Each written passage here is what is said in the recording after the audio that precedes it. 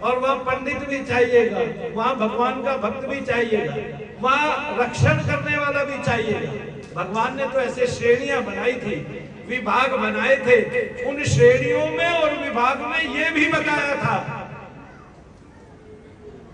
कि मैं किसको क्या क्यों कह रहा हूं। उन्होंने बताया जो उदर की पूर्ति करते हैं वे मेरे उदर भाग से ही उत्पन्न है, और जो सेवा करते हैं वे मेरे पग से उत्पन्न है, और जो रक्षा करते हैं वे मेरे बल का प्रतीक है।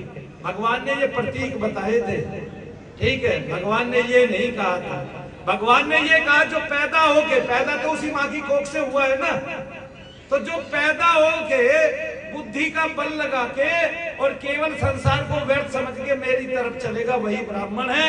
यही बात किसने कही थी? यही बात कही बाद में जाके हमारे भगवान शंकराचार्य, उन्होंने कहा जो ब्रह्म को जानने वाला है वही ब्राह्मण। तो जो ब्रह्म की ओर चलेंगे वे भी ब्राह्मण तत्व को धारण करेंगे।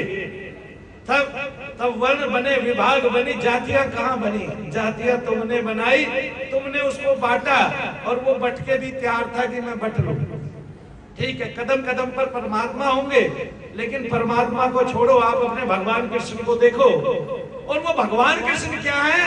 कितने अलबेले हैं, कितने अनोखे हैं कि वही अर्जुन को अपना हरि का स्वरूप दिखाते हैं, गदाधर चतुर्भुज रूप धारे।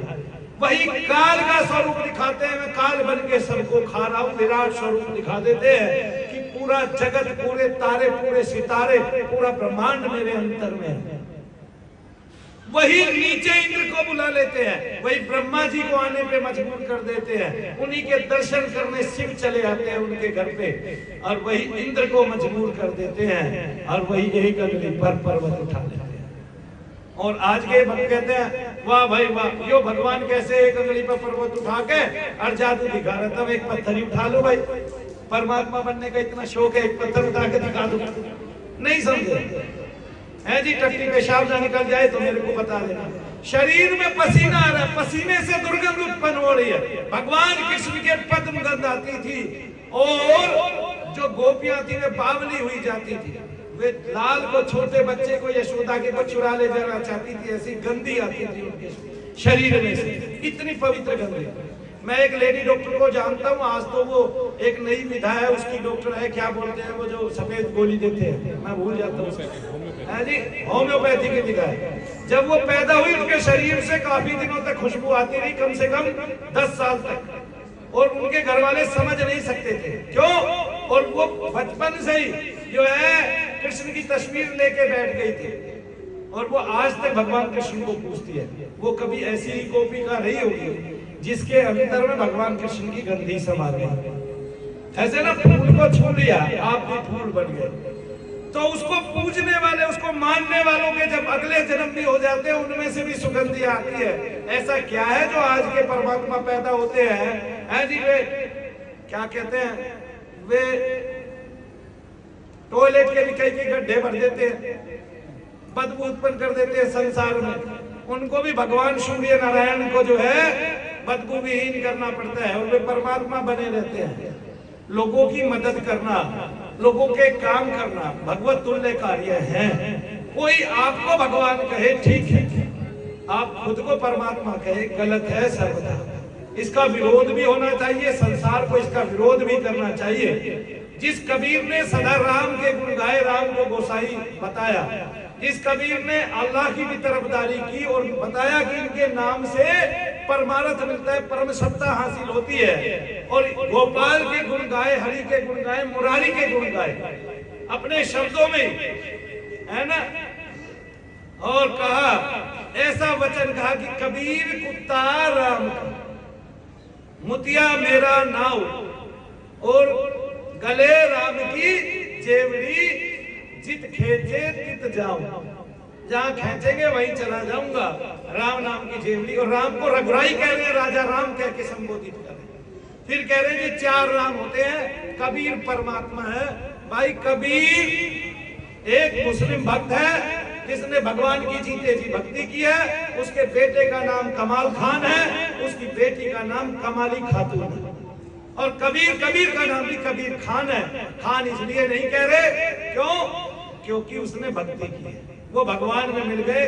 तो उनका वो खान भी गल गया, गलित हो गया, है ना। रसखान तो रसखान रहा, कबीर खान ने नाम बदल लिया, कबीर ही रह गए। क्यों? क्योंकि जब वो कविताई करते थे तो उसमें कबीर नाम इनफ हो जाता था, और अगर वो खान लगा देते तो हिंदू उनकी वो देखना सुनना बंद कर देते।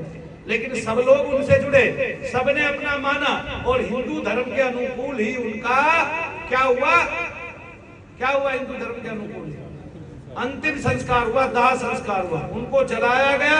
अगले दिन फूल चुके गए, उन फूलों के आधे आधे हिस्से किए गए। तब कबीर खान के जो बड़े भक्त थे, बिजली खान, क्या नाम था, बिजली खान। हिंदुओं में बिजली खान नाम होता है क्या? नहीं होता ना। तो किसका नाम था? बिजली खान। खा शब्द लगता था, बिजली खान कोई बोलते।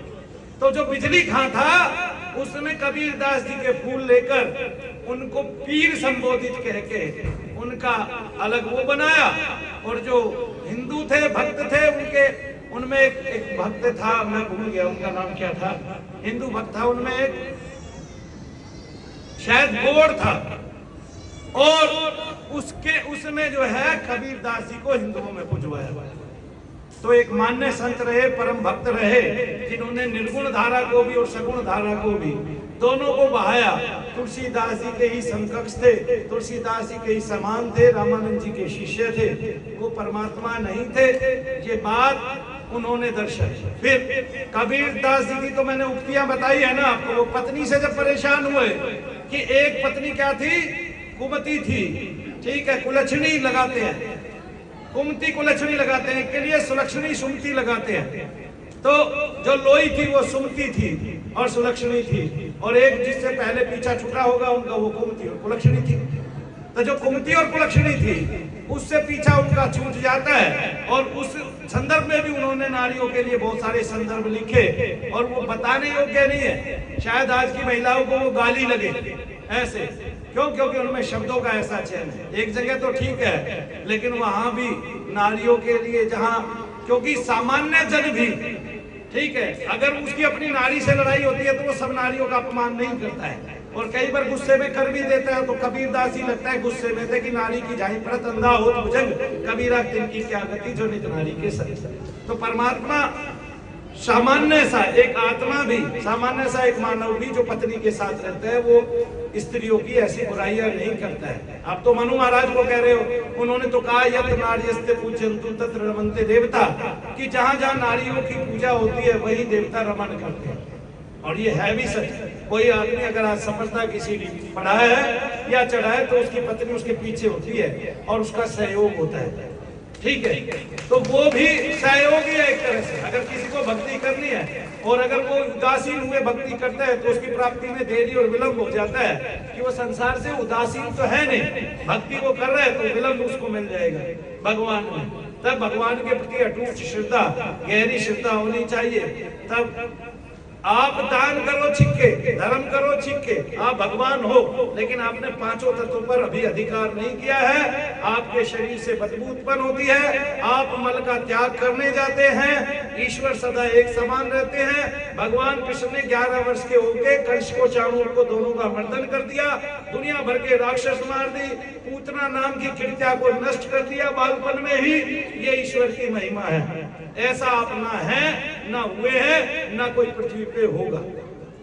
बुराई करने से कुछ नहीं होता है। जब वो बिल्कुल बालक थे तब आप उन पे काम के आरोप लगाते हो, ये आपकी मूर्खता है। जब वो बलवान हुए तो नारियों ने उनके बल का सानिध्य पाया, और एक राक्षस ने बहुत सारी नारियों को अपना बना के रखा हुआ था, उनका बलात्कार करता था। जब उनको छुड़ाया तो उन्होंने कृष्ण नाम की ओट ले ली, ताकि उनको संसार में कोई दुखी ना कर सके। वे उनके साथ नहीं रही, वे उनकी सहचरी नहीं बनी, उन्होंने नाम से पति ग्रहण किया था। और भगवान सबके पति हैं, ठीक है, वे मेरे भी पति हैं, आपके भी पति हैं, वे ही अधिपति हैं, वे ही सर्वाधिपति है, वे ही सबके अतीत है, वे ही परमातीत है, और वे ही परमात्मा है।